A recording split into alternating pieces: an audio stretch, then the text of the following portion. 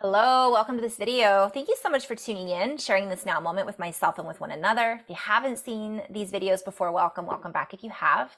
My intention is unity and oneness and the highest levels of love light. This is intended just to share a brief energy update and a little bit of a recap of a video, the last video that I posted, of myself and a dear sister and friend of mine, Kandice. Kandice and I have met, we met many years ago, and we realized we had a lot of the same, a lot of things, how we view reality. And so we came together and have shared and will continue to share our perspective because she and I have a deep friendship and relationship and have understood things that we parallel each other a lot.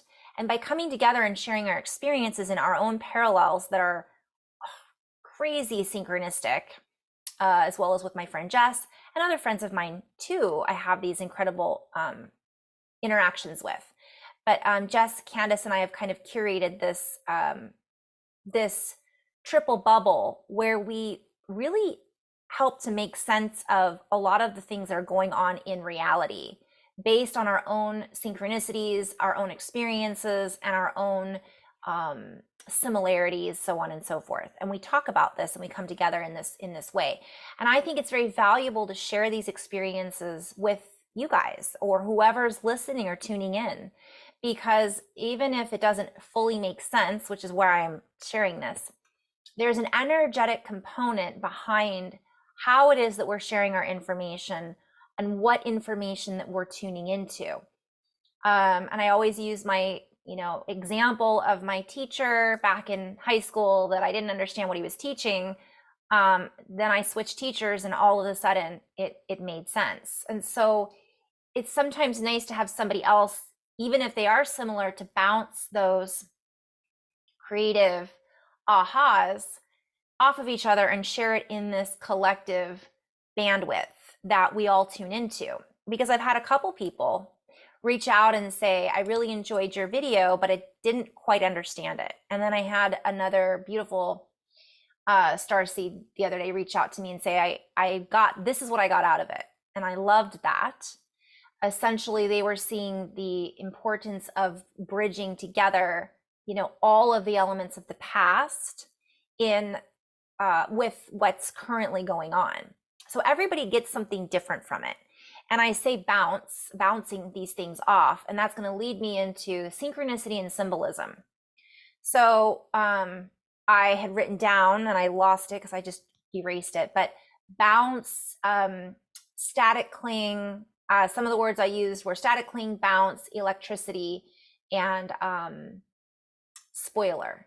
Now, those words are going to have different meanings and attachments for anybody who says them. I say the word bounce, I'm hearing bounce with me, which leads me into let's dance, let's bounce. We're going to go into this dance, we're going to go into this music together, and we're going to create this little movement, this little rhythm. And then the other thing that bounce had come up for me was the static cling in the dryer. I was seeing all of us being in this dryer together, right? Just bouncing around. And essentially the message that kind of came through from my own intuitive perspective is we're going to feel that a little bit. Can we dance with it? Can we turn it into a dance? This chaos, this spin that many of us feel like we're in. And also recognize that it's important not to cling to, something that isn't there. When we're in this spin, we can't cling to the side because we're still going to end up dropping once that circle comes back around, and that has to do with time. So the symbolism of bounce and cling free, removing that static, getting us moving, even though it feels like chaos right now. And this is kind of the energetic update that I'm giving you guys while I explain the last video that I posted in a bit more detail. So it's recognizing, what are we still clinging to? What is it that is creating electricity for us? And what is it that's creating static, no movement, right? It's kind of like we're just being thrown into this cycle and we're trying to do or operate from it as graceful as we can. And I'm hearing grace under pressure, right? But the pressure and the movement and how we utilize our charge, our static electricity, moving from static into movement, into electrically being stimulated through bliss and coherence, for example, determines how we move through this while we are under pressure. And pressure creates alchemy. So this is creating our transmuting, transformation, integration, so on and so forth. So this is what it feels like for many of us. It can feel uncomfortable. Also, things are sticking to us right now. We're like, how did that get stuck there? Right? We're creating all this electricity, this charge, and some of the things that are things we want to get rid of or we want to move through are still stuck to us. And one of the messages that I'm seeing is that we are, I'm hearing spoiler alert again, so I'll come back to that in just a minute. That static electricity, that charge, is also helping us to recognize what is still hanging on, what we're still clinging to that maybe doesn't hold the same charge for us anymore. And I've spoken about that many times before, but it's so relevant, I feel, in this journey. Part of this also, what did I say? Spoiler alert. So earlier, Kandice had been talking about the spoiler, totally different, but I'm going to say what I was seeing. We don't necessarily want the spoiler alert. Many of us are like, yeah, give me the spoiler alert. I want to know how this is going to end. But the spoiler alert spoils the actual experience and the journey. And some of us don't want that to be spoiled. We want to have all of the juiciness and spiciness and electricity that happens while we're going through alchemy. So these were kind of some of just random messages or not so random messages that were coming through. Now I'm using all those words because they were coming up in the conversation, for example, that I have with Kandice or I have with anyone and clients as well. Beautiful humans that I work with, so much comes up in a session because whenever we're working with someone, having a conversation with someone, having lunch with someone, having an energetic exchange with someone, it is creating an ability to connect into their, energy stream, consciousness, their bubble of reality. And it gives me, as an intuitive, an opportunity to see more. I get to see things from their perspective that I maybe didn't understand or see before, or interpret from that perspective in that moment. And it's just such a beautiful exchange, and I'm so grateful for it. I'm so grateful for everyone that I've worked with and that I will continue to work with, and my friendships and family interactions, all of it, because it is always gifting us with an opportunity to expand our awareness about everything, including ourselves, right? So it is an exchange. When I learn about the other side, for example, and I have the beautiful opportunity to connect with a loved one who's passed on, which doesn't happen every time. It depends on where I'm at and depends on where that loved one is at and the consciousness of the individual I'm working with. But either way, it gives me the opportunity to see things from that side and interpret it accordingly. And it's just, we're all being gifted that in our own way. Doesn't have to be with someone who's passed on. It can be with some experience that we had a week ago where, we witnessed a car accident, or we helped someone get through something. And with that memory, when we're interacting with someone else, that charge that we carry with us, that aha that we carry with us into that conversation, into our field, is actually a node, a connection point that when we open to that gives us access to more through that interaction with that other person, in some cases, and not in all cases. I hope that made sense. So the other thing that was coming up was, back to the spoiler. So we had jokingly, I was hearing, she was talking about spoiler through Gene Key 3. And I invite you to go back and read that. You can look up the Gene Keys book. I think it's Richard Rudd. That's not my area of expertise. But I was hearing spoiler alert, and I was seeing the definition of spoiler, which essentially, I'm being called to share that again briefly. And I love looking at the etymology of words because I hear spoiler and I was seeing a car. Somebody else hears spoiler and they're hearing a description of an important plot development in a television show, movie, or book, which if previously known, may reduce surprise or suspense for a first-time viewer or reader. I think this is relevant. This was on dictionary.com because a lot of people don't want the spoiler alert. It drives me nuts. Do you guys ever watch oopsie. Do you guys ever watch like previews to a movie and it just tells you the entire movie? It's like my pet peeve. My husband will be like, let's watch the previews, or we'll watch the trailer. And I'm like, great, we just watched the whole movie. I can tell how it's going to end just from that one scene that they showed. I have no desire to watch that movie now. And this is what I'm seeing as a theme right now. A lot of people are asking for the end. They're asking for the answers to everything. And by the way, I do that too. I can't tell you how many times I will say to my guides, or maybe if I'm doing receiving a session from someone, or just tell me what it looks like. How come I can't see this? I want to see what it looks like at the end. You know, show me this. But over and over again, my guidance team is like, not so fast. You already know. But what would the fun in that be?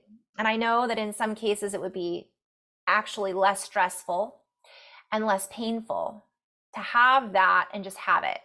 But from another perspective, whatever that is, the end result, you know, more this, more that, perfect this, perfect that.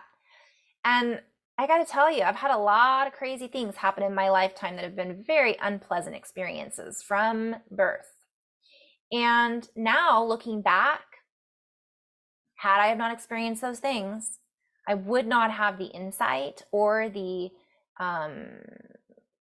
connection to these layers of myself had I have not experienced any of those. I call them atrocities because that's actually a play on words too, but I'll get to that later. So I wanted to just look up spoiler on a car. So I love this. I should probably change because this is relevant for right now. So spoilers are supposed to change airflow above, around, and underneath vehicles. So I'm just inviting you to see the parallel here. Airflow above, around, and underneath vehicles to reduce wind resistance or drag, or use the air to create more downforce and enable more grip at high speeds. They're designed to spoil the airflow to reduce its negative effects. Now, if we just looked up the definition of spoil, that means spoil means something that's coming, kind of, right? If we look at that. So it's giving us an idea of what might be coming. So we're alerted to it. So we're not as surprised by it. So I see this as so symbolic of what's happening for us, right? Let go or be dragged. We're using our tools to slow us down in a more graceful way so that we don't go so fast that we're not able to experience or have the ahas or the celebrations or the moments of sadness that help us to find a deeper level of who and what we really are. Now, I could go into so many different more layers there because there is an idea that this means we have to suffer and all of that. And I disagree. I don't feel that all of us necessarily need to suffer. Maybe we've already been there, done that. Maybe that's part of what we want to do. Maybe we're unaware of what we wanted and now we're suffering because we feel so out of control in our lives. There's so many different ways of looking at it. From my perspective, it's part of our life in some cases, not in all cases. And I know that seems like what I'm hearing is, well, that's not fair. But what is fair? What is that meaning? Well, now as I say that, I'm hearing the storybook, like, oh, they were so fair. It's a balance, right? It's a lightness, right? Fair-haired, light, even. But through alchemization and through these lower frequencies, sometimes it allows us to break through, and we actually can then get to that high that is beyond fair. And when I say fair, I also see a fair, like what is a fair? You go on all these rides, you have delicious foods. I mean, it's really all based on our interpretation, not just of the word, but of our life. And that was the message that's coming through. There is a lot of, there are a lot of negative things that are going on in the world, while simultaneously there's a lot of positive things going on as well. And I could just say bluntly, from my perspective, we all take turns on this roller coaster ride. At times, it feels like we're in control. We're the ones that are all aboard, go ahead and come off, stop, start. And at other times, we want to just let go and be on the ride and enjoy it. And other times, we don't want to get on the ride at all, right? So we're all individually in our own process is what I'm sharing. And so where we are now in this reality, it's all of the above, everything here now all at once. So how are we going to go through this with as much grace as we can to support ourselves and to support our fellow humans who may be going through their own roller coaster of suffering currently? Maybe we're not on that ride right now. Maybe we were on that ride last month. I have goosebumps. Maybe we're on that ride today and we're not on that ride tomorrow. It's going to have these, we're in this massive, large fair right now with all of everybody kind of choosing different rides, choosing different foods, different experiences, yet all coming together somehow in that same space, which is Earth. So that was one of the big messages that was coming through. I hope that made sense to some extent. And I could go on probably for an hour just on spoiler. I was also shown as I was walking meditation today, and that's another thing I want to talk about. Meditations come up a lot. I've had a request from a person in particular who has really reignited my whole idea of meditation. I meditate throughout the day in many different ways. I don't just sit down and do transcendental meditation and levitate off the floor. I've never done that in this lifetime, by the way, for the record. That I know of. I might have and not realized I was levitating. Sometimes it feels like I'm levitating. Sometimes it feels like I'm levitating as I walk throughout my day. But what I was shown was, let me just draw this briefly. So what I was shown was before, and I don't remember how long ago I did this video, we were in as scuba divers, humans, and we were at the bottom. I was shown a vision of us being scuba divers, being at the bottom of a lake or the ocean, and what happens when that silt on the bottom that's been sitting there for a really long time gets moved, gets uplifted. You can't see. So let's say you're scuba diving and all of a sudden you stir things up. So I was shown that we've stirred up this pot, so to speak, of reality. And all this stuff was floating all around us, and it was clouding our ability to see clearly. And so many of us were just one foot in front of the other, just pretending to know where we were going. And I think that's still the case sometimes.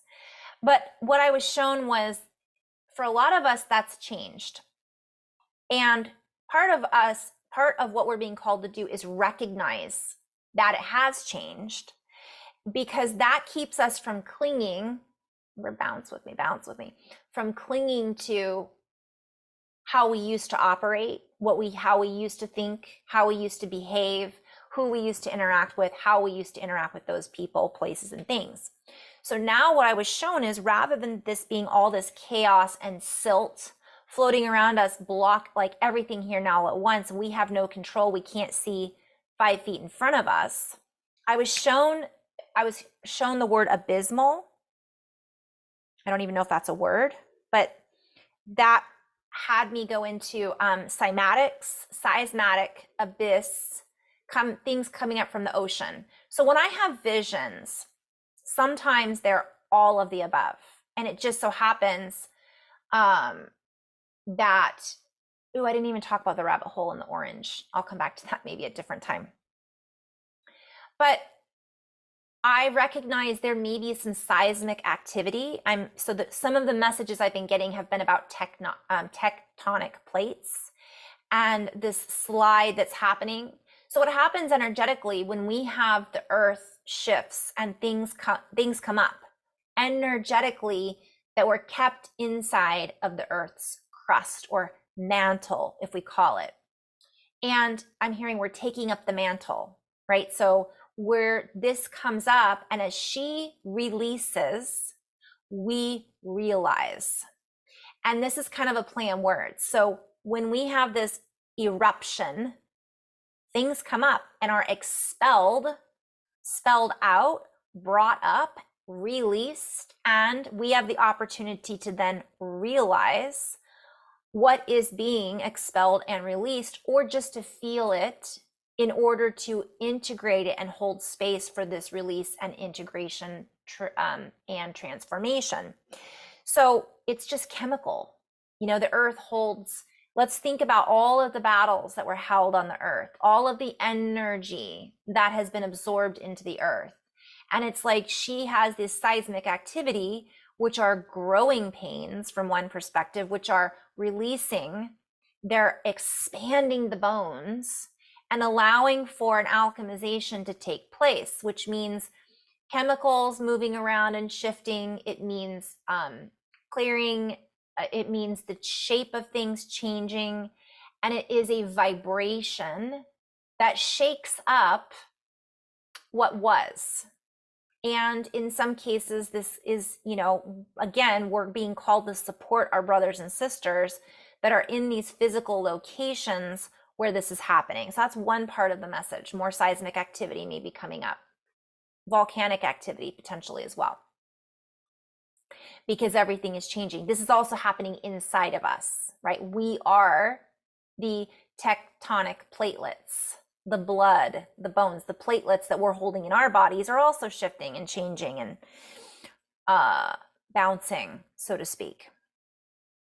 Also, this is in reference to the bottom of the ocean, the waters. There's a charge that are coming up from the ocean floor that is causing potentially, we may not, and this is my own interpretation and my own perspective. So this is just my intuition. Doesn't mean this is really happening. I'm just sharing what I'm seeing. So we talk about all of this stuff that we're doing that's causing the earth to heat up. But what I'm seeing is it's actually happening from inside the earth. It isn't necessarily man that's doing it. Granted, that doesn't mean we should go out and pollute our oceans and, you know, do things to destroy our environment.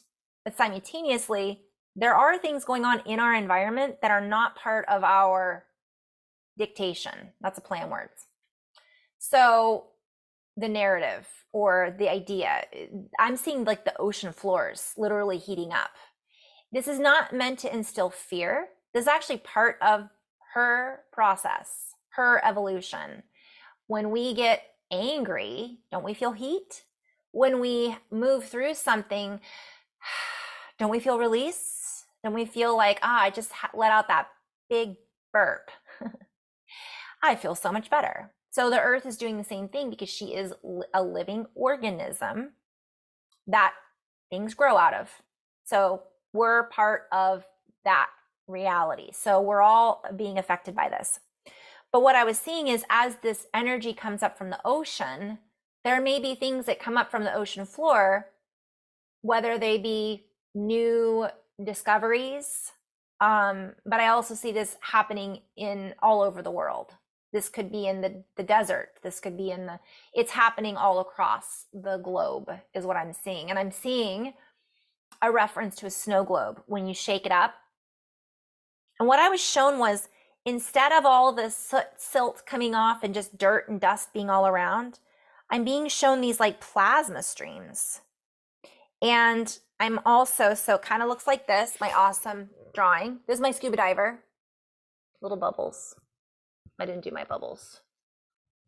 But anyways, so I've got my ring light, which is kind of messing with that. But these are, I saw all these plasma streams coming up off the ocean floor.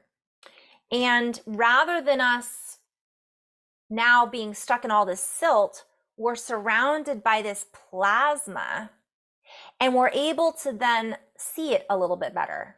We're still in it. And I was being shown the matrix. We're seeing the ones and the zeros. So these ones and zeros, we'll say from these streams, right? I don't know why I'm being shown this, but I'm being shown it.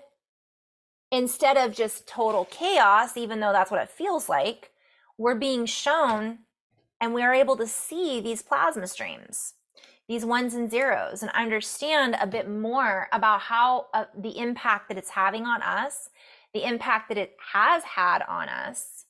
And we're then able to acclimate a bit better, or alchemize, or what is it when you are a scuba diver and I can't remember the name of it, but anyways.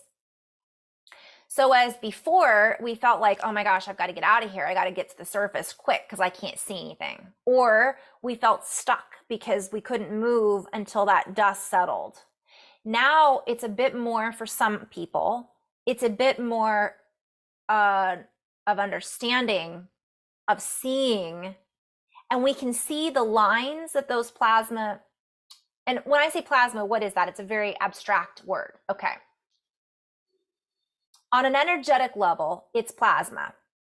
It is elements and chemicals that are being pulsed up from the earth to be integrated into our reality, which is air, fire, water, and all of the, elements, sunlight, all of it, the photons, it's everything. Simultaneously, that's coming down in an array from the sun. So those are combining and coming together to essentially assist us in our transmuting, I'm in flow right now, of energies that previously would have been difficult to compress. And that's a play on words. So it would have been difficult for us to, create while in them. It would have been overwhelming. So we're getting a lot of help from our environment, believe it or not, from my perspective. I'm hearing that song. Believe it or not, what was that? Great American Hero.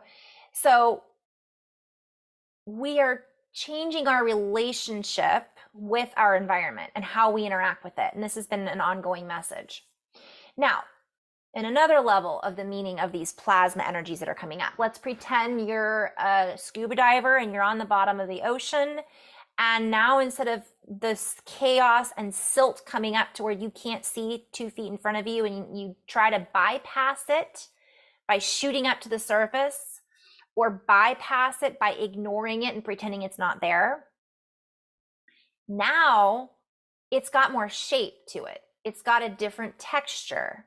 It has a different, now this is our lives. So we might have this thing come up and we see it in front of us and we're looking at it going, wow, okay, I now see what's been in front of me the whole time, but now it has a shape to it.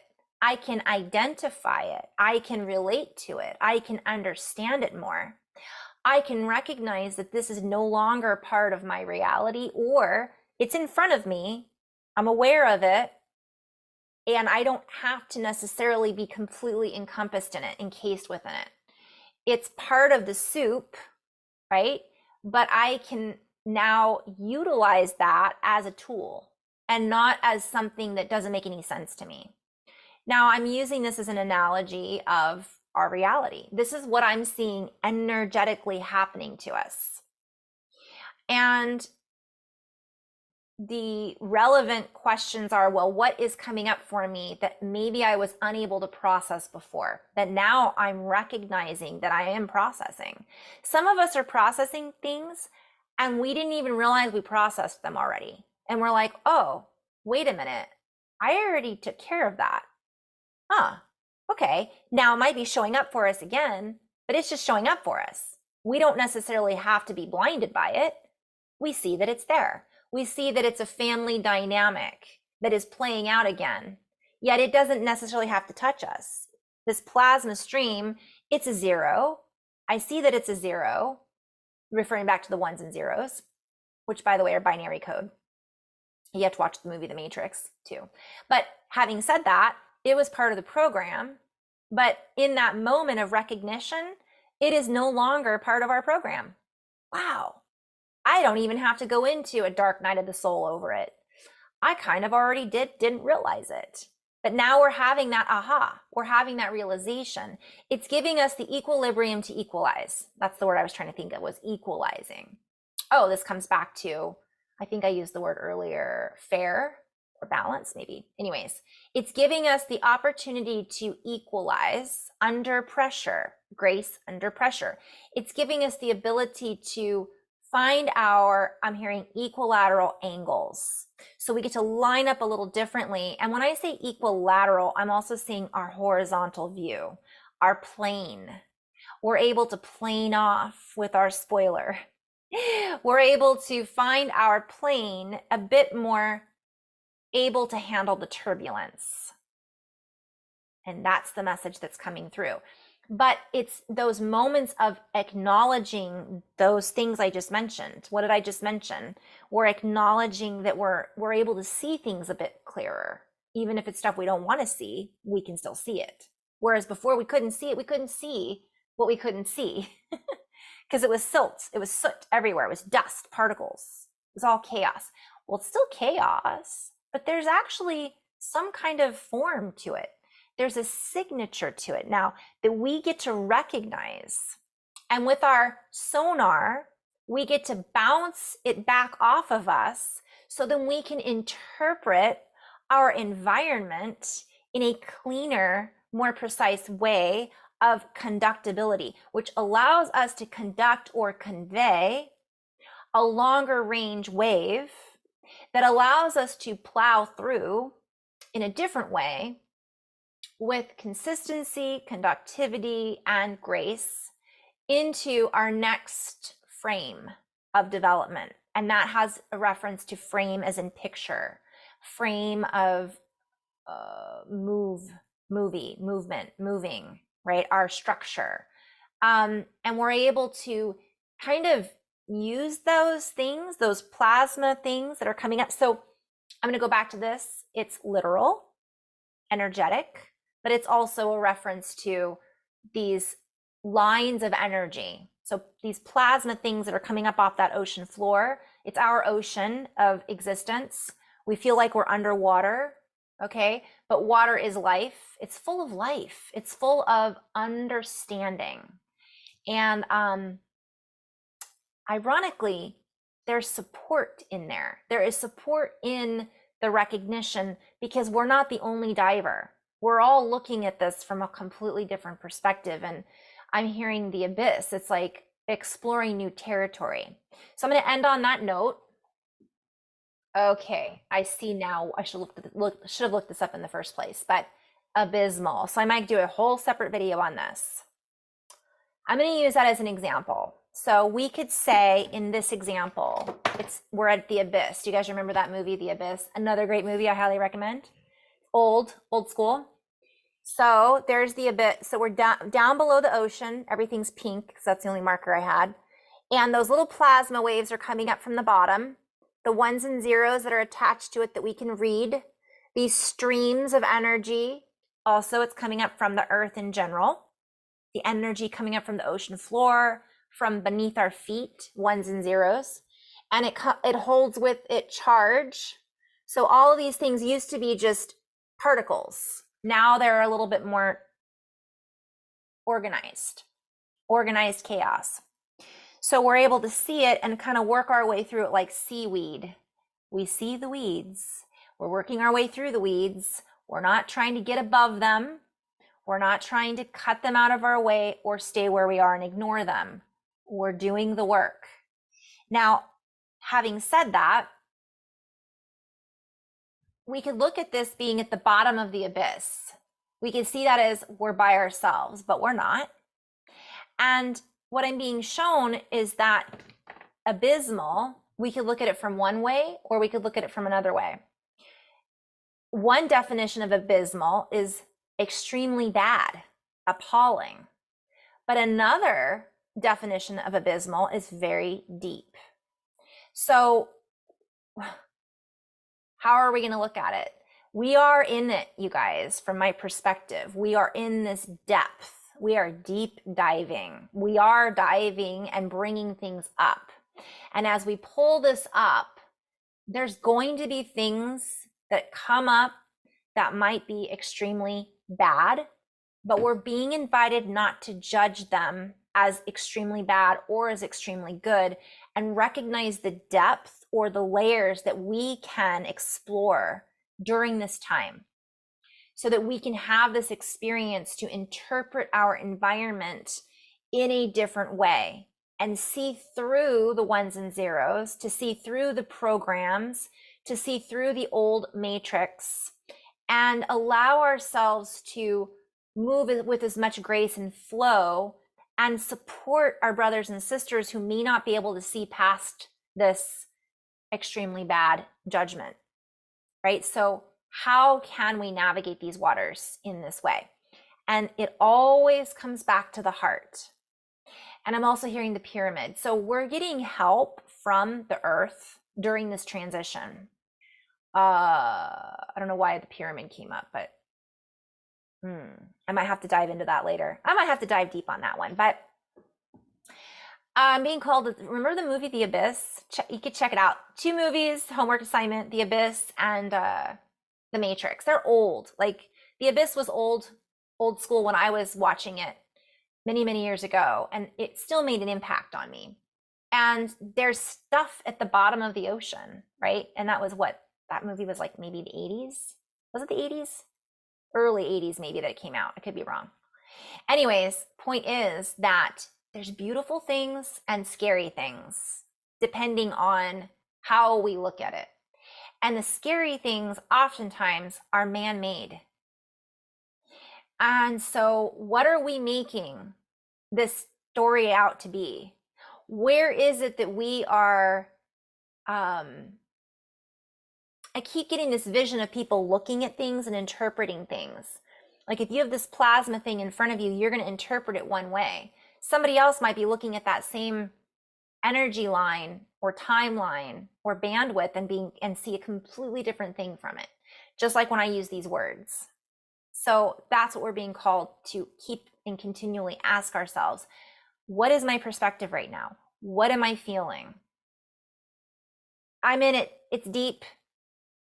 What does that mean for me right now? How can I expand my awareness and come back into the heart so I can be compassionate with myself, so I can see with new eyes, with new ears, with new, a fresh perspective throughout my day, throughout my experiences. And this allows us to not have to jump to conclusions. And I'm coming back to the beginning of this, which was spoiler alert. Spoiler alert, we're on an adventure. And we're in the abyss right now. And we're finding all kinds of things that we didn't know were down there. Also, we're recognizing and remembering all kinds of things that we kind of knew were down there, but we really didn't want to explore or look at before. And now here they are showing up for us. How are we going to interact with them? How are we going to perceive them? And how are we going to maintain our sense of consistency and coherence with as much grace as we can under pressure, under this pressure as we try to equalize? And last but not least, don't feel like we can't be emotional about this. I feel like it's really important for us to utilize our emotions for growth, for healing, for interpretation. That's a whole other video. So this went on a lot longer than I planned, but in love and light, guys, thank you so much for tuning in. Namaste.